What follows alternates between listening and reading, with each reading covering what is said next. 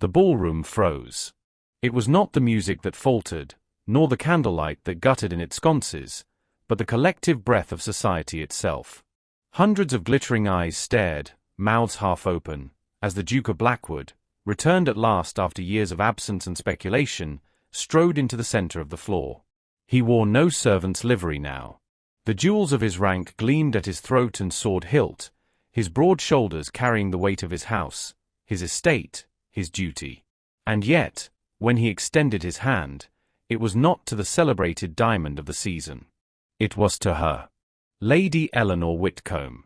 The forgotten sister who lingered in corners. The one draped in gowns a season out of fashion. The one whose sharp tongue was reserved for the shadows where no one thought to listen. Gasps rippled like a storm-tossed sea. Fans snapped shut with indignation. Clarissa Whitcomb, radiant, furious, and suddenly dethroned, swayed as though she might faint. The Duke's voice, deep and steady, cut through the scandalized silence. "Society may not see her," he said, his dark gaze locked only on Eleanor, "but I do. And she is mine."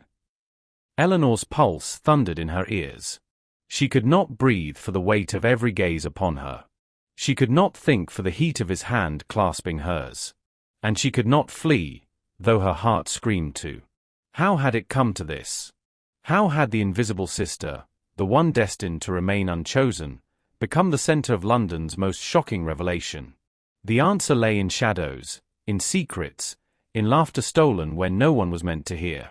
The answer began weeks earlier, on a night when she never once expected to be noticed. Weeks earlier. The Whitcomb estate was ablaze with preparation. Candles lit corridors from cellar to rooftop, footmen hurried with trays, maids darted with gowns, and Clarissa, golden, perfect Clarissa, swept through it all as though she commanded the very heavens. Eleanor followed in her wake like a shadow cast by brilliance. "Do stop slouching," Clarissa muttered without turning, eyes fixed upon her own reflection in the gilt mirror of the drawing-room. "You look positively invisible when you shrink so." "I thought that was the point," Eleanor replied softly, hands clasped at her waist. Clarissa's painted lips curved into a smile. "Precisely. Let us not forget your role, dearest. Tonight, all eyes will be upon me. You must simply not exist." Eleanor bit back the sting, as she always did. It was not malice, she told herself, only truth. Clarissa was destined for brilliance. Eleanor had been raised to manage the quiet margins. And tonight was no ordinary gathering. It was the beginning of the season. More than that, whispers had travelled faster than the carriages that bore them. The Duke of Blackwood had returned. He had been gone so long Eleanor could barely recall the face from childhood rumour. Some claimed he had been serving the crown in distant lands. Others whispered of duels, of banishments, of scandals hushed with money and blood. But one fact was constant. He was the most sought-after bachelor in England, and Clarissa was certain he would be hers. The ballroom. By the time Eleanor descended the grand staircase, the air already shimmered with perfume and candle smoke. Crystal chandeliers rained light upon gowns of satin and jewels that caught every spark. Laughter spilled like champagne, brittle and sweet, as ladies fanned themselves and gentlemen preened in their uniforms. And there, towering above them all, Clarissa gleamed in silver silk, her hair threaded with diamonds. She was every inch the diamond of the season, dazzling enough to blind. Eleanor wore pale blue.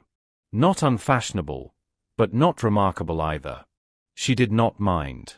She had long ago grown accustomed to her place on the edges, where one might observe without being observed. Yet as she took her corner, a curious sensation prickled at her neck, the weight of a gaze. She turned. A servant stood at the far end of the hall, half hidden behind a pillar. His livery was plain, his posture disciplined. Yet there was something in the way he watched, not with boredom, not with subservience, but with the quiet intensity of one who measured every soul before him. Eleanor's brow furrowed. A strange servant, to study the ballroom as though it were his battlefield. And stranger still, when Clarissa swept past him with a careless flick of her hand, he neither bowed nor looked away. His gaze lingered on Eleanor instead. She quickly dropped her eyes, cheeks warming. It must be a trick of her imagination.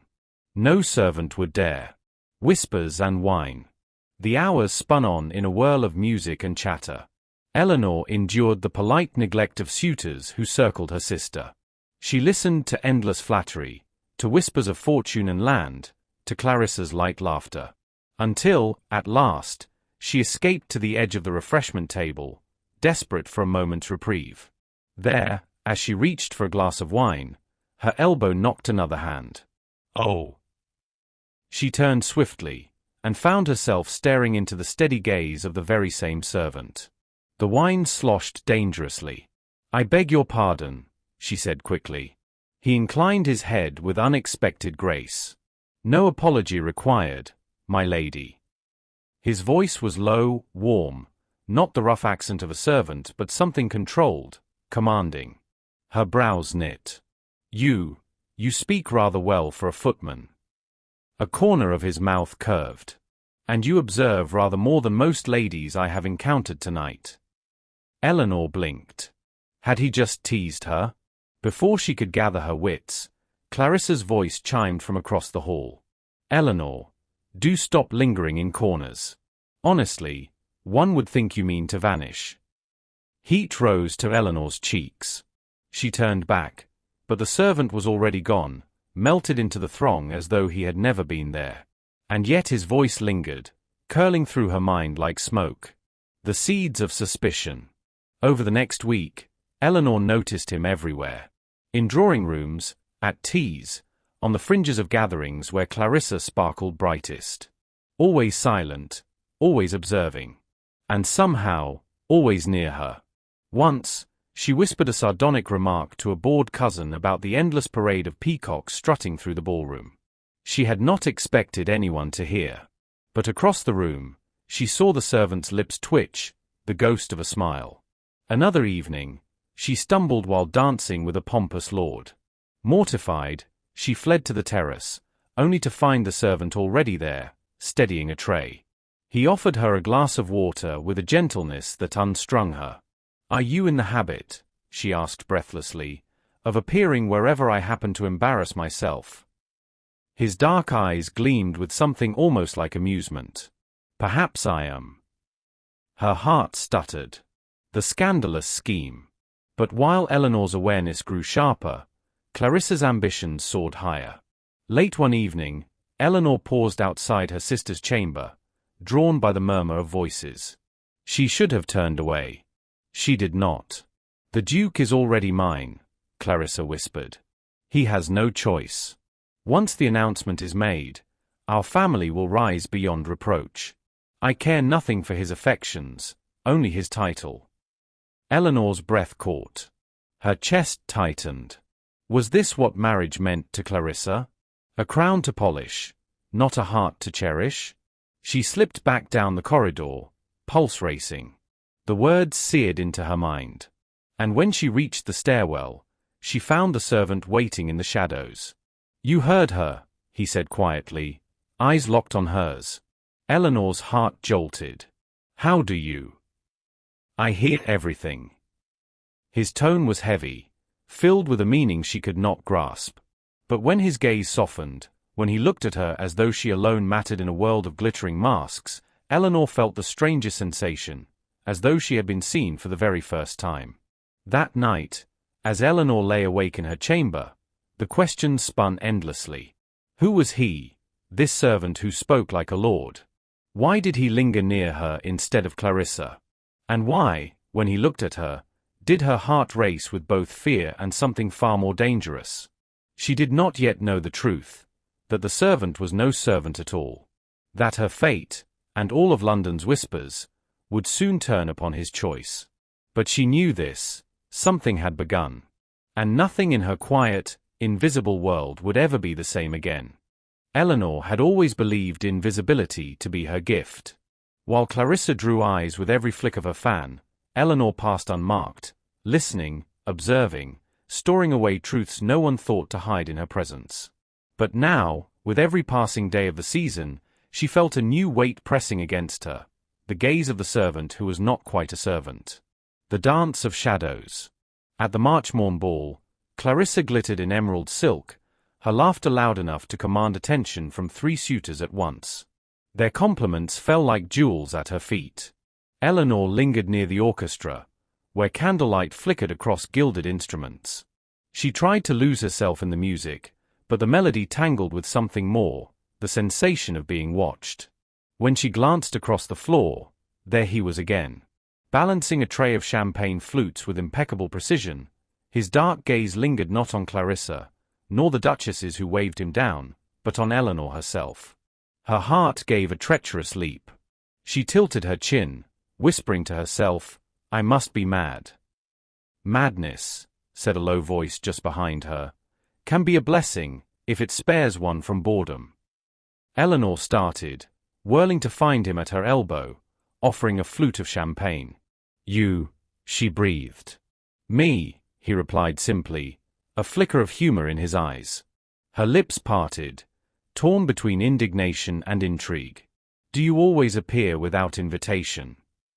His mouth curved. "Only when necessary." "And what necessity compels you now?" He inclined his head toward her sister, who was twirling in the arms of a marquis.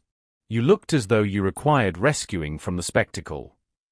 Eleanor choked on a laugh, then quickly bit her lip.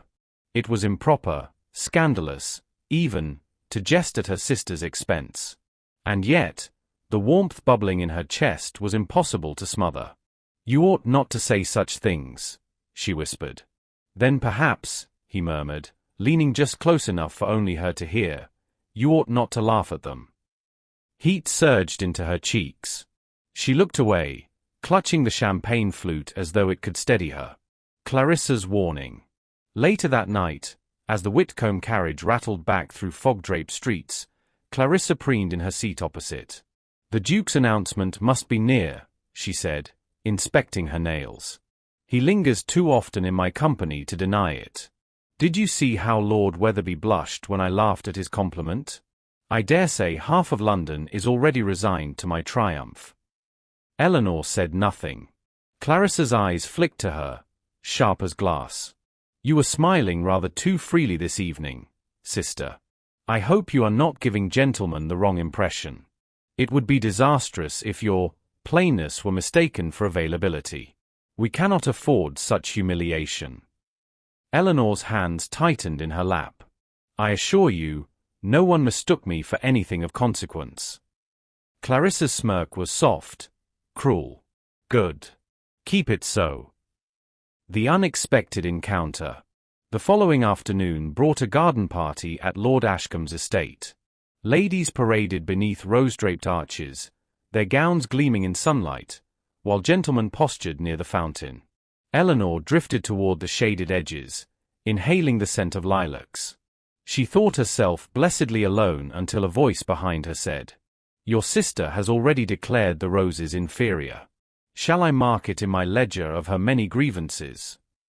Eleanor turned sharply. The servant stood there, carrying no tray this time, only a folded cloth draped over his arm. She raised a brow. "Do you take notes on all of London's flowers?" "Only the ones your sister condemns." His mouth twitched. "At this rate, I shall be forced to record every garden from here to Cornwall." A laugh escaped her before she could stop it. The sound startled even herself. Bright, unrestrained, utterly unladylike. He stilled, as though the sound pierced something long dormant in him. Eleanor pressed a hand to her lips. "Forgive me. That was ill-mannered." "On the contrary," he said softly, "it was honest." Her gaze met his, and for an instant, the world hushed, no chatter of ladies, no clink of teacups, only the charged silence between them. Eleanor's breath caught. And then Clarissa's voice shattered it. "Eleanor, do stop skulking. Lord Harbury wishes to escort me to the fountain." The spell broke. Eleanor stepped back, curtsying stiffly. The servant inclined his head with calm composure, yet his eyes lingered a fraction longer before he turned away. The weight of observation. That evening, Eleanor sat before her dressing mirror, fingers tracing the worn lace at her sleeves. Her maid, Anna, hummed softly as she brushed Eleanor's hair. "Do you believe," Eleanor murmured, "that some people are born to be seen, while others are destined to fade into the background?" Anna paused. "I believe, my lady, that even shadows have their watchers." Eleanor frowned. "What do you mean?" The maid's smile was secretive. "Nothing at all, miss. Only, I have noticed eyes upon you, where others do not." Heat prickled Eleanor's skin. She dismissed Anna quickly, but the words clung like burrs. Adrian's burden. Across the city, in a discreet lodging far from prying eyes, Adrian Blackwood stripped the livery from his shoulders. The plain cloth fell away, revealing the fine cut of his true attire beneath. He stared into the mirror, seeing not the servant the world mistook him for, but the Duke no one recognized. Duty pressed heavy on his chest. Clarissa Whitcomb, beautiful, admired, advantageous, was meant to be his bride. Their union would secure alliances, silence questions, and satisfy society's ravenous appetite for spectacle. And yet, every time he looked upon Eleanor, something within him stirred.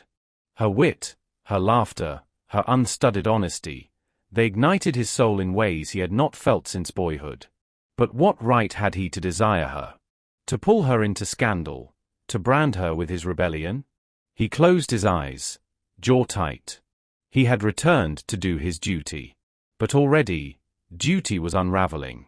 The servant's test. Days later, at a musicale hosted by Lady Penworth, Adrian found himself once again drifting near Eleanor. She sat at the edge of the hall, half hidden behind a column, while Clarissa soaked applause for her performance on the pianoforte.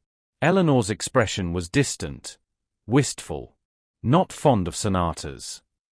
Adrian murmured, appearing at her side with a tray of sugared almonds. She startled. "You must cease appearing like a spectre." "Perhaps I am one," he teased. Her lips twitched despite herself. "If so, you are most irritating phantom." He leaned closer, lowering his voice. "And yet you smile when I haunt you." Her cheeks warmed. She looked away, but not before he caught the flicker of a smile she tried to hide. For a moment, Adrian let himself simply watch her, the way candlelight softened her features, the intelligence in her eyes, the subtle curve of her mouth when she fought laughter. And he knew with aching certainty, it was too late. His heart had chosen. By the time the music ended, Eleanor had convinced herself she imagined it. The weight of his gaze, the electricity in his words, the warmth that lingered in her chest. But as she rose to follow Clarissa into the night, a single thought clung stubbornly to her mind. This was no ordinary servant. And if her instincts were right, his secrets might unravel everything she thought she knew about duty, family, and desire. The air inside Lady Harwood's ballroom shimmered with perfume and heat. Scores of dancers whirled in elaborate figures, skirts swishing, jewels flashing like sparks caught in candlelight. Eleanor stood at the edge of it all, her hands clasped tight before her, determined to remain unnoticed. She had perfected the art of fading into the wallpaper. Yet lately, it felt as though she carried a beacon on her shoulders, for every time she tried to disappear, his gaze found her. The servant who was not truly a servant. The spark. She had sought refuge at the refreshment table, desperate to escape the press of conversation. Reaching for a glass, she once again collided with him. "I am beginning to suspect," Eleanor murmured, steadying herself, "that you haunt refreshment tables solely to torment me." His lips curved faintly. "And if I confessed it to be true, then I should call you impertinent. And still you would not walk away." Her breath caught. For he was right. She did not walk away. Instead, she found herself lingering, caught by the quiet amusement in his dark eyes.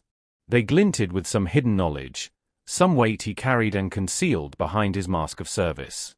Clarissa's charade. "Eleanor." Clarissa's voice cut across the room like a whip. She swept toward them, gown glittering like a waterfall of pearls. "Do stop loitering. You look dreadfully dull when you stand about with servants." The words pierced sharper than intended. Eleanor flushed scarlet, but the man beside her only inclined his head with perfect calm. "Forgive me, my lady," he said, though his eyes flickered to Eleanor as if in defiance. Clarissa looped her arm through Eleanor's and pulled her away. "Honestly," she whispered, "must you encourage them? It is bad enough that you are plain. You will ruin us both if you appear desperate." Eleanor bit down on the protest that rose in her throat. She swallowed it, as she always did. But when she glanced back, the servant was watching her. Not pitying. Not mocking. Watching, as though he alone saw through the cruel veil her sister wrapped around her. The revelation. Later that evening, Eleanor slipped from the ballroom to catch her breath. The air outside was cool, fragrant with roses. She pressed her palms to the stone balustrade, trying to steady herself. And then voices carried through the darkness. "He has no choice," Clarissa's tones purred. "Once the announcement is made, he will be bound to me. My family's fortune, his title, we shall be untouchable." Eleanor's blood ran cold. She leaned closer, peering through the vines. Clarissa stood in the garden below with Lady Penworth, her words sharp with ambition. "I care nothing for affection," Clarissa continued. "Love is a foolish girl's dream. Power is what matters. And I shall be Duchess of Blackwood before the month is out." Eleanor staggered back, heart thundering. Love meant nothing to her sister. The Duke, whoever he truly was, would be little more than a crown upon her head. The unmasking seed. "You should not be here." The voice came from the shadows. Eleanor whirled. The servant stood a few paces away, half lit by moonlight, his expression unreadable. "You heard her," he said softly. Eleanor's lips parted. "And you? Why do you lurk in gardens, listening where you should not?" His gaze held hers with unnerving steadiness. "Because truth hides where masks are worn.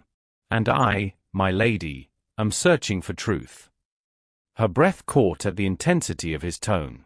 For an instant, she felt as though the world tilted, as though the man before her was more than he seemed, carrying secrets vast enough to swallow them both. But before she could speak again, he bowed and vanished into the shadows, leaving her trembling with questions. The bond grows. In the days that followed, Eleanor found herself haunted. By her sister's cold words. By her own insignificance. But most of all, by the servant whose eyes burned with truths unspoken. At a card party, she glimpsed him across the room, silently assisting guests. When their gazes met, it felt like a tether pulling taut. At a tea gathering, she murmured a dry remark about Lady Caraway's dreadful hat, only to see him stifle a smile as he passed by. At every event, he was there. Not Clarissa's courtiers, not society's endless parade, but him. And Eleanor realized, with dawning dread, that her heart was no longer her own. The first real fracture. It came during a masquerade. The chandeliers blazed, masks glittered, laughter rang wild. Eleanor, cloaked in pale blue satin, wandered the edge of the dance floor. And there he was, masked as well, but unmistakable in the way he moved. She found herself drawn to him as though by fate. "You should not linger near me," she whispered when they found themselves side by side in the shadows. "Then why are you here?" His voice was velvet, low and dangerous. Her chest tightened. "Because I feel, as though you are the only one who truly sees me." Silence stretched. Then his gloved hand brushed hers, just a fleeting touch, but enough to send fire through her veins. He leaned closer. "Careful, my lady. Some truths are not meant to be spoken." Before she could reply, Clarissa appeared, radiant and smug, her mask of silver feathers gleaming. She seized Eleanor's arm, dragging her away. But not before Eleanor heard his parting words, murmured low enough for only her. "Trust your instincts, Lady Eleanor. They will not fail you." That night, long after the masquerade ended, Eleanor lay awake in her chamber. Her mind replayed every word, every glance, every brush of his hand. She knew now with unshakable certainty, this was no ordinary servant. But who was he? And what would happen when his true identity collided with the web of lies and expectations Clarissa spun so easily? The answer hovered just beyond reach, like a storm building on the horizon. And Eleanor's heart, foolish, fragile thing, whispered that when it broke, it would not be into silence but into fire. The days that followed the masquerade burned with a strange new awareness. Eleanor told herself she would ignore him, that she would not allow her heart to wander into foolish dreams. Yet wherever she went, he was there. And wherever he was, her pulse betrayed her. A banter in the garden. It was at Lady Fletcher's afternoon fete, beneath a canopy of lilacs, that Eleanor's resolve shattered once more. She had wandered from the crowd, seeking quiet among the hedges, when a low voice startled her. "You appear determined to escape society, my lady. Do you not fear they will notice your absence?" Eleanor turned, finding him standing a few paces away, balancing a tray of lemonade. She lifted her chin. "No one notices me even when I am present." His eyes glinted. "That cannot be true. I, for one, notice." Her lips parted, then pressed into a line.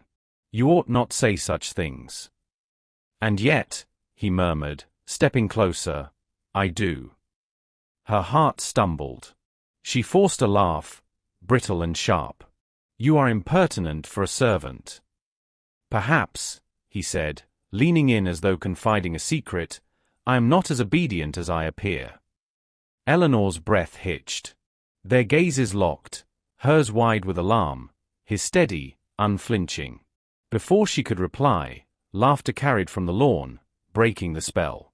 Eleanor turned swiftly, fleeing back toward the crowd, her pulse hammering like a drum. Clarissa's warning.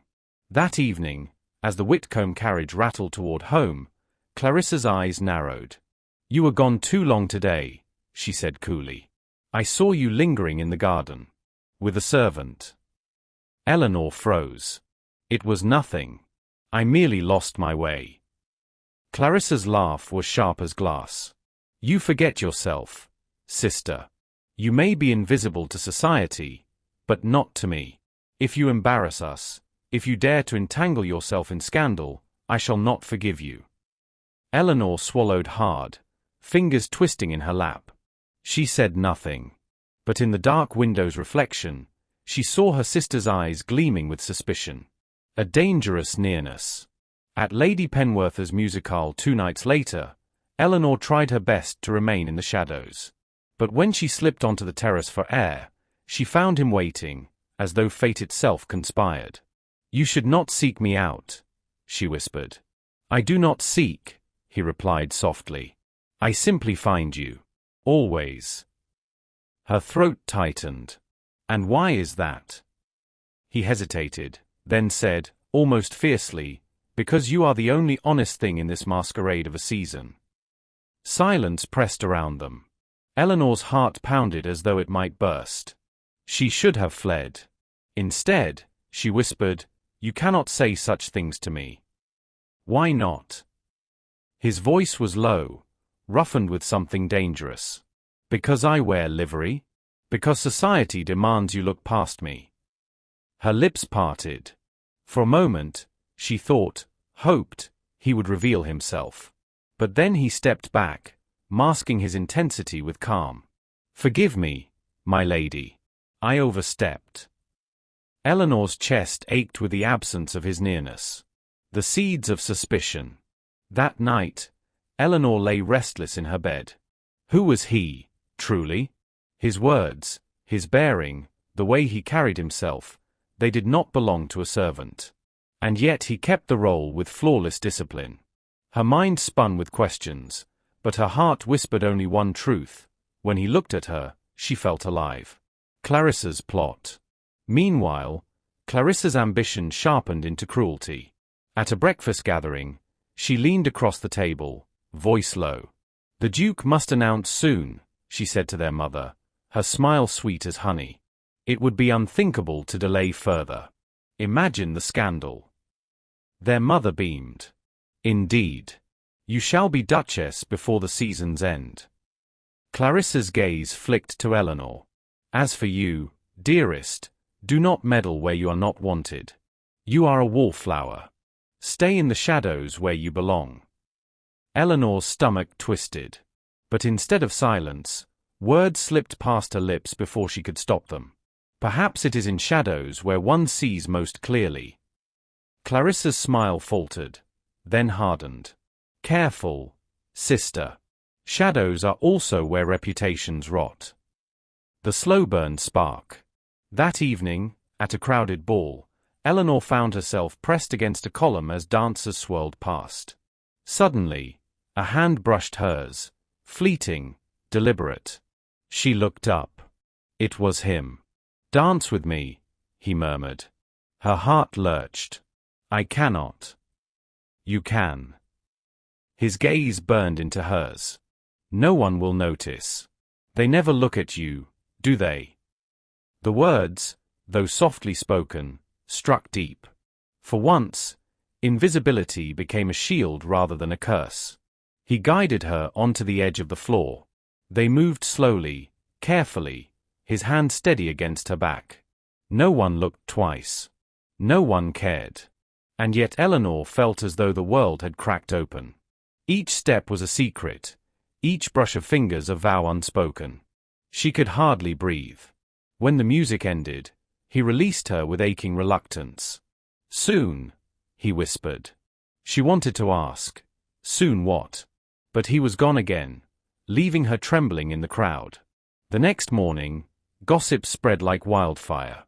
Lady Davenant had declared, with all the authority of her fluttering fan, that the Duke of Blackwood would announce his engagement at the upcoming Whitcomb ball. Clarissa preened. "At last," she said, eyes shining with triumph. "The title is mine." Eleanor's chest constricted. She told herself it was relief, that her sister would have everything she wanted. But in truth, her heart cried out in silent protest. And when she next caught the servant's gaze from across the hall, she saw the same storm mirrored in his eyes. The truth was no longer avoidable. Something had to break. The Whitcomb Gardens lay hushed beneath moonlight, perfumed with roses and cool with drifting fog. Music from the ballroom spilled faintly through the open doors, but here, in the shadows, the world was still. Eleanor pressed her palms against the balustrade, her chest tight. She had fled the crowd, unable to bear Clarissa's endless preening, unable to endure whispers that the Duke would announce his engagement within days. The Duke. The man she had never met. The man society clamored for. And yet, in her heart, she knew she had already met him. The confrontation. "You should not wander alone." The voice came from the shadows. Eleanor startled, spinning to find him there, the servant, the phantom who haunted her every step. Candlelight from the ballroom struck across his face, sharpening the lines of his jaw, the intensity of his gaze. She exhaled shakily. "You again." "Always me," he murmured. Anger flared through her confusion. "Why do you follow me? Why do you linger in places no servant belongs?" He stepped closer, his expression unreadable. "Because you speak truths no one else dares." Her breath caught. "That is no answer." "Then demand the one you already suspect," he said softly. Her pulse thundered.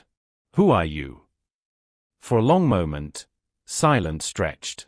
Then, with a slow, deliberate hand, he reached up and unpinned the crest of livery at his collar. The plain brass insignia fell away. Beneath it gleamed a signet ring, heavy, unmistakable. Eleanor's lips parted in shock. "No." He held her gaze, voice low and steady. "Yes. I am Adrian Blackwood. The Duke you have all been waiting to see." Eleanor's shock. Her knees threatened to give way. She clutched the balustrade, staring at him as though the very ground had split. "You, a duke." The words scraped from her throat. "All this time, you deceived me." "I revealed myself to you," he corrected, eyes burning into hers. "More than I have to anyone else." Eleanor shook her head. "You let me speak freely. You let me laugh. You let me believe." "That you mattered," he said fiercely. Because you do. Her heart lurched painfully. And what of my sister? She parades herself before society, believing she is your bride. Adrian's jaw hardened. She will never be my bride. Shared vulnerability. Silence fell, taut and trembling. Eleanor's chest heaved with every ragged breath. I have been gone so long, Adrian said at last, his voice rough with confession. Years in distant lands, carrying a title that never felt like mine. I returned to do my duty. But when I looked upon your sister, when I heard her cruelty, I knew duty alone would damn me. He stepped closer, so near the warmth of him seemed to envelop her. And then there was you. The sister who hid in shadows. The one who laughed honestly, who spoke without fear.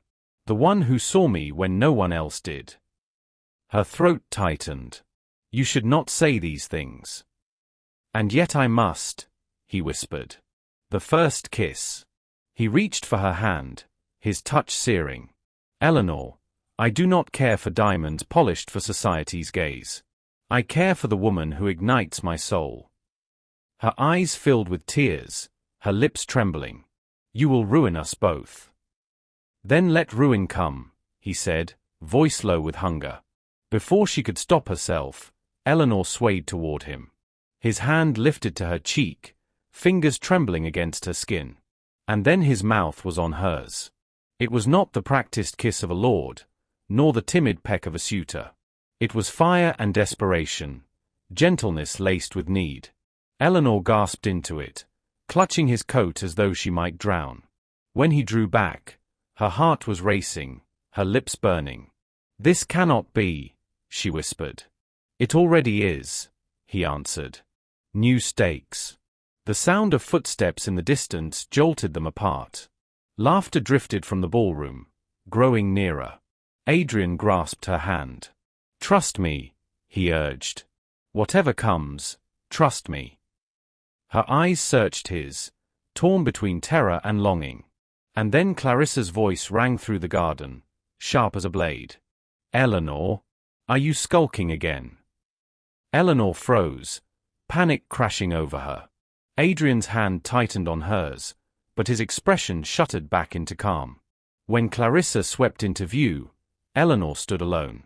The servant, no, the Duke, had vanished once more into the shadows. That night, Eleanor lay trembling in her bed, lips still tingling, heart still aflame. She knew the truth now. The servant was the Duke. The Duke was the man she could not stop longing for. And the moment his true identity reached society's ears, her world would ignite into scandal. The days after the kiss unfolded like a dream laced with dread. Every glance across a ballroom, every stolen moment when their eyes met, burned with a secret only they shared. Eleanor woke each morning with her lips tingling, her heart aching, as though she had carried fire into her bed. But beneath the warmth crept fear, for she knew the truth of it. What they had could not remain hidden. Clarissa noticed first. She always noticed. It was at the Montrose dinner, the air heavy with pheasant and port, laughter brittle as porcelain. Clarissa, seated at the center of the table like a queen, basked in admiration while Eleanor kept to the shadows as usual. Yet across the room, Adrian, dressed once more in plain livery, his disguise flawless to all but her, allowed his gaze to linger on Eleanor a fraction too long. Clarissa's eyes sharpened, her lips curving into a smile that was not sweet but cruel. Later, as they entered their carriage, she turned to Eleanor with a voice dipped in venom. You have been careless, sister. Eleanor stiffened. I do not know what you mean. Oh, but you do. Clarissa's eyes glittered in the dim light. Do you think me blind? I have seen the way that servant looks at you. Do not imagine you can ensnare him. Even if you could, what would you gain? A scandal? A ruined name? Nothing more. Eleanor's hands trembled in her lap. She opened her mouth, but no words came. Clarissa leaned close, her whisper sharp as a knife. You will not ruin this for me. Do you hear? The Duke is mine. He is promised, and by week's end, he will kneel before me. Eleanor stared at her sister, horrified not only by the malice in her voice but by the certainty. Clarissa believed she already owned him. And Eleanor, torn between truth and silence, could not summon the courage to speak. The next evening, the tension snapped. At Lord Armitage's ball, Eleanor was cornered by whispers. Lady Penworther's fan fluttered behind her painted lips, her voice low but carrying. Poor Miss Eleanor, so desperate she stoops to servants for attention. Heat seared Eleanor's cheeks. She turned to flee, only to find more murmurs following her, snatches of gossip blooming like weeds. I heard she lingered in gardens with one, caught nearly in an embrace. She pushed through the crowd, her breath shallow, and nearly collided with Adrian himself. For one brief moment, safety flooded her. His eyes softened, as though he might reach for her, steady her trembling. But then, under the watchful gaze of a dozen onlookers, his face hardened into cold civility. He bowed slightly, no more than he would to any other lady, and stepped back into the crowd without a word. The rejection sliced deeper than any insult. He was protecting her, she told herself desperately, but the hollow in her chest said otherwise. The days that followed were worse. Everywhere she turned, gossip hissed. The whispers Clarissa had planted grew into vines that strangled Eleanor's every breath. Suitors withdrew their attentions, matrons eyed her with disdain. Even her mother, once indulgent, now regarded her with cool disapproval. And Adrian was nowhere. When she saw him across a room, he avoided her gaze. When she slipped toward the terrace, he did not follow. It was as though their kiss, their confessions, had never happened.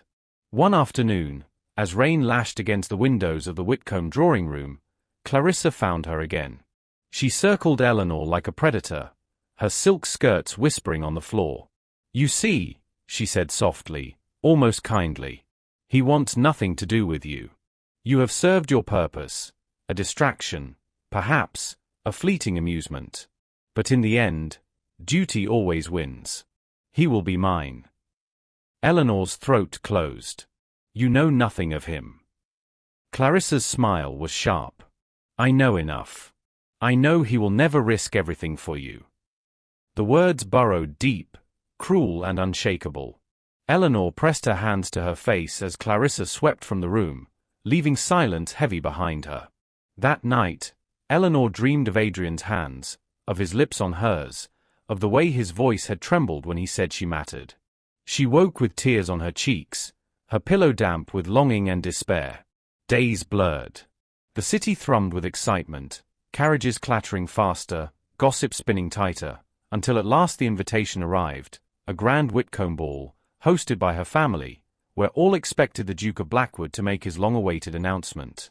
Clarissa glowed with triumph, her every movement rehearsed, her gown commissioned from the finest French seamstress. Their mother fussed endlessly, ensuring no detail would fall short of perfection. Eleanor stood at her mirror, pale and trembling, draped in a gown of soft lavender that seemed to mock her invisibility. She felt like a lamb led to slaughter, a silent witness to her own erasure. But as she stared into her reflection, she whispered into the silence, "I will not break." Still, when she descended the staircase into the blazing light of the ballroom, her strength faltered. Adrian was there, towering above the crowd, dressed at last not in livery but in the finery of his title. The Duke revealed. The man she had kissed in shadows, now every inch the noble everyone expected. Her heart soared, and plummeted in the same breath. For he stood beside Clarissa. The crowd murmured with delight, their whispers swelling into waves. Eleanor clutched the banister until her knuckles whitened, her chest so tight she could scarcely breathe. Clarissa beamed, radiant, her hand poised delicately on his sleeve. Adrian's face was carved from stone, unreadable, untouchable. He did not glance at Eleanor once. The music struck up, couples forming for the first dance. Adrian led Clarissa forward, their figures gleaming beneath the chandeliers. The crowd erupted in applause. Eleanor's vision blurred. Her heart cracked with each step he took beside her sister. She wanted to flee, to bury herself where no one could see her tears, but her feet were rooted to the marble floor. The night spun on in a blur of music and laughter that cut like knives. Eleanor endured the gazes, the whispers, the pitying smiles. She endured the sight of Adrian's hand guiding Clarissa across the floor, endured the roaring silence of being unseen. When at last she escaped to the balcony, the city stretched before her, cold and endless. She pressed her hands to her face and let silent sobs shake her shoulders. She had believed his words. She had believed his kiss. And now, as the night unfurled in glittering cruelty, she believed she had been a fool. Inside, Clarissa's laughter rang triumphant. And Eleanor whispered into the dark, "He will never choose me." The night after the Whitcomb ball, the household buzzed with victory. Clarissa paraded through the corridors like a queen already crowned, accepting congratulations and basking in whispers that the Duke's announcement was inevitable. Their mother beamed, their father glowed with pride. The entire house seemed to pulse with triumph. But Eleanor felt hollow. She lingered in her chamber, staring at the pale light of dawn creeping through the curtains. Her heart ached with every memory, his hand brushing hers, his voice confessing he saw her when no one else did, the fire of his kiss. She had believed him.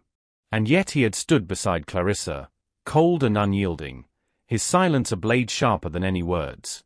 For hours, she wept quietly into her pillow. But as the day stretched on, something inside her shifted. She was weary of shadows. Weary of being told she was invisible. Weary of silencing herself so that others might shine. Clarissa might hold the crowd's gaze, but Eleanor still had her own truth, and she would not let it be stolen from her. 2 nights later, at Lady Devonshire's musicale, Eleanor found herself alone in the conservatory. The scent of orchids hung heavy in the air, the soft strains of music drifting faintly from the hall. She pressed trembling fingers to her bodice, whispering into the silence, "I will not be invisible." A voice answered from the shadows, "Then let me see you." Her breath caught. She turned, and there he was. No livery, no disguise, but not the untouchable Duke either. His coat was undone, his cravat loose, his eyes fierce with something raw and unguarded. "Adrian," she whispered. He crossed the room in 3 strides, seizing her hands. "Forgive me," he said hoarsely. "I tried to stay away. I told myself it was duty, honor, the weight of 1,000 expectations. But every moment without you has been torment. I cannot breathe unless I am near you." Eleanor's tears spilled freely. "And yet you stood beside her. You let them believe." "Because if I chose you then," he cut in, "they would have torn you apart before I could protect you. I thought distance would keep you safe. But I was wrong. All I did was wound you deeper." She shook her head, her sob caught between grief and relief. "You will ruin us both, Adrian." "Then let ruin come," he whispered, just as he had the night of their kiss. And before she could protest, his lips were on hers again, fiercer this time, desperate, as though he would brand his soul into hers. Eleanor clung to him, her heart breaking and mending in the same breath. When they parted, gasping, she touched his cheek. "If you mean this, if you truly mean this, then you must stand by me. Not in shadows. Not in secret. Before them all." Adrian's jaw clenched, his eyes burning. "I will." The words trembled between them, a vow spoken into the orchid-scented dark. But fate did not grant them peace. As Eleanor slipped back into the ballroom, her sister's eyes followed her, sharp, calculating. Clarissa's lips curled in a smile that made Eleanor's blood run cold. She knew something. Perhaps she had seen the hurried smoothing of Eleanor's gown, the faint flush in her cheeks. Or perhaps it was the way Adrian's gaze flickered too often toward Eleanor, his composure fraying at the edges. Either way, Clarissa was watching. And Eleanor knew, with chilling certainty, that the time for shadows was ending. The gossip grew louder in the days that followed.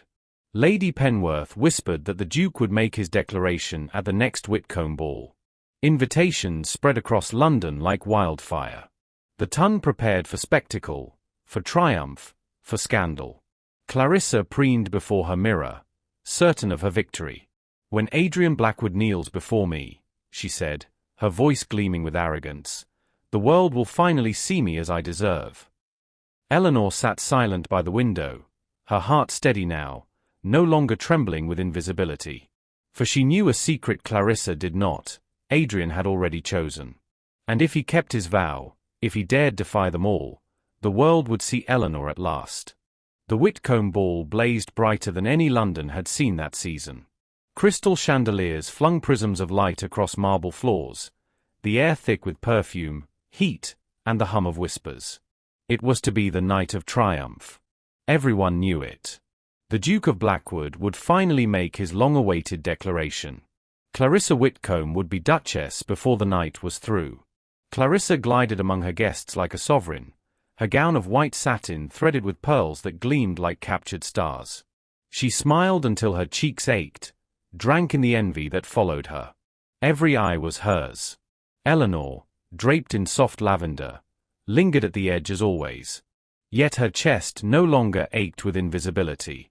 Her heart was steady, her resolve firm. Adrian had sworn to her in secret, "I will." Tonight, she would learn if he meant it. The air shifted when he entered. Adrian Blackwood, no longer in livery, no longer a ghost in shadows, but every inch the Duke. His coat gleamed with midnight embroidery, his shoulders broad and commanding, his presence a storm contained within human form. Conversations faltered. Fans stilled mid-flutter. The crowd turned as one, bowing, curtsying, drinking in the sight of the man they had waited years to see unveiled. Clarissa's eyes shone with triumph. She swept forward, her hand extended delicately. "Your Grace," she purred, her voice rich with anticipation. "London awaits your words." Adrian's gaze swept past her, and landed on Eleanor. The ballroom hushed. Eleanor's heart thundered against her ribs, her breath caught in her throat. He moved forward, not toward Clarissa, but toward her, every step reverberating through the stunned silence. Gasps rippled as he stopped before Eleanor, his dark eyes never wavering. He extended his hand. "Lady Eleanor Whitcomb," he said, his voice carrying through the hall, steady and sure, "it is you I choose. Before them all, I claim you as mine." The world erupted. Fans snapped shut like whips. Gentlemen muttered in outrage. Ladies clutched at pearls, whispering furiously. Clarissa's face drained of color, then flamed red with humiliation. "You cannot be serious," she hissed, stepping forward. "She is nothing, a wallflower, a shadow. I am the diamond. I am the one promised." Adrian turned, his voice cutting like steel. "You were promised nothing. And I will not bind myself to vanity when truth stands before me." He looked back at Eleanor, his hand still extended, his eyes burning with devotion. "You are the one who saw me. The one who spoke with honesty when all others drowned in flattery. You are the only woman I would risk everything for." Tears blurred Eleanor's vision. Her hand trembled as she lifted it to his. Clarissa let out a strangled cry. "You will ruin us all. She is unworthy." Adrian drew Eleanor closer, his gaze hard as he faced the crowd. "Then let ruin come. I would rather walk through fire with her than live in gilded emptiness with anyone else." The ballroom, once a storm of whispers, fell into stunned silence. No one dared speak. And then, as though society itself bent under the weight of defiance, a few hands began to clap. Slowly at first, then swelling, until applause rippled like thunder across the hall. Adrian pulled Eleanor into his arms, kissing her before them all. The crowd gasped anew, scandal and or entwined, but no one could deny the power of it. The Duke had chosen, and his choice was irrevocable. Eleanor melted into him, her tears mingling with laughter, her heart blazing with joy. For the first time, she was not invisible. She was seen, cherished, claimed, not by duty, but by love. Clarissa fled the hall in fury, her triumph shattered. The gossip that would follow her would sting for years, but Eleanor scarcely heard it. All she knew was Adrian's arms around her, his lips sealing their vow, and the roaring certainty that her life had changed forever. Tonight, scandal had become salvation. And Eleanor Whitcomb, once the forgotten sister, now stood at the center of London's greatest story. The days after the Whitcomb ball unfolded like a tempest. Gossip sheets flew through London like sparks on the wind. "The Duke chooses the wrong sister," cried one. "From wallflower to duchess, scandal or salvation?" asked another. Society had never seen such an upheaval, and every drawing-room trembled with speculation. But while the city whispered, Eleanor walked in a new world. For the first time in her life, eyes turned toward her. Not with pity, not with dismissal, but with wonder. She no longer lingered at the edges of gatherings. She was the gathering. And always at her side, Adrian, tall, steady, unyielding, his hand warm at her back, his gaze fierce with devotion. Clarissa raged, of course. She had locked herself in her chamber for 3 days, refusing meals, emerging only to unleash fury upon their mother.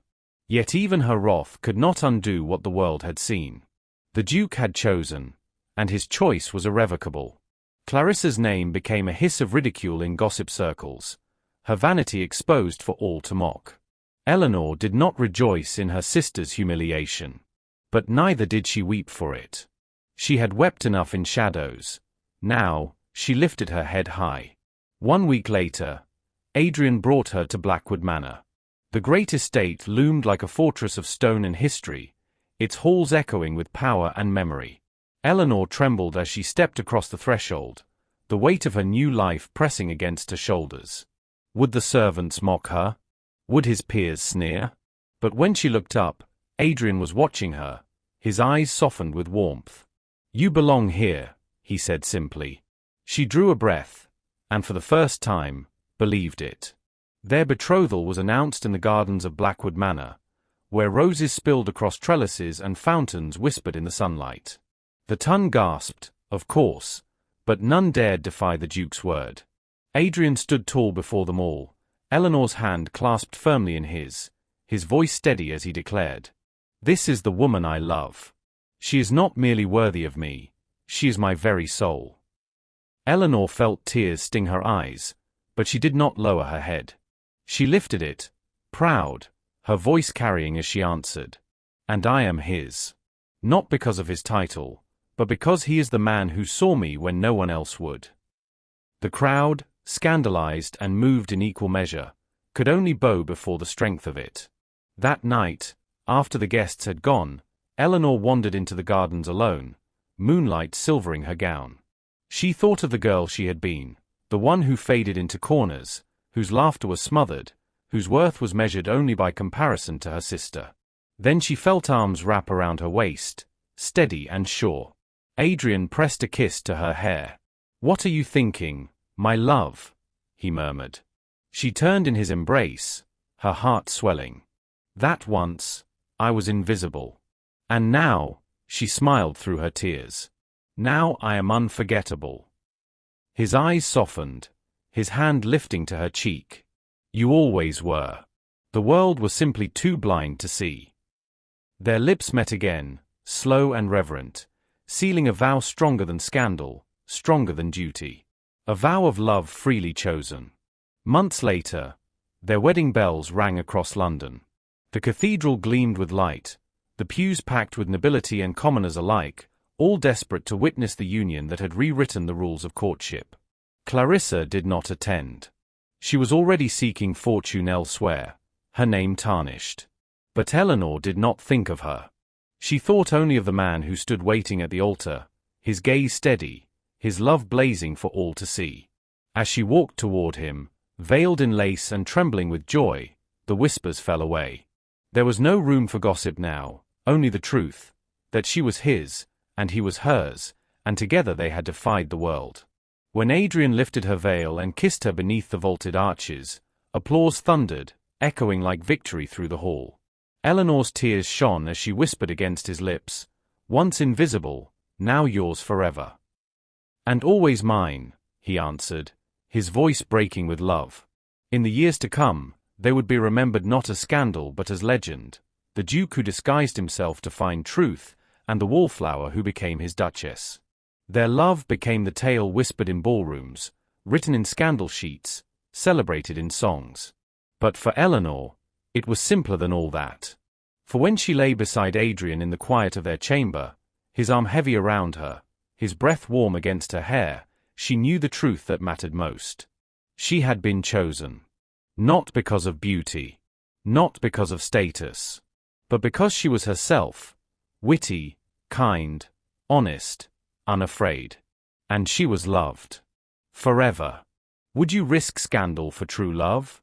Tell us in the comments below. And if you enjoyed Eleanor and Adrian's story, don't forget to share it. Someone out there is waiting to be reminded that love can defy every rule.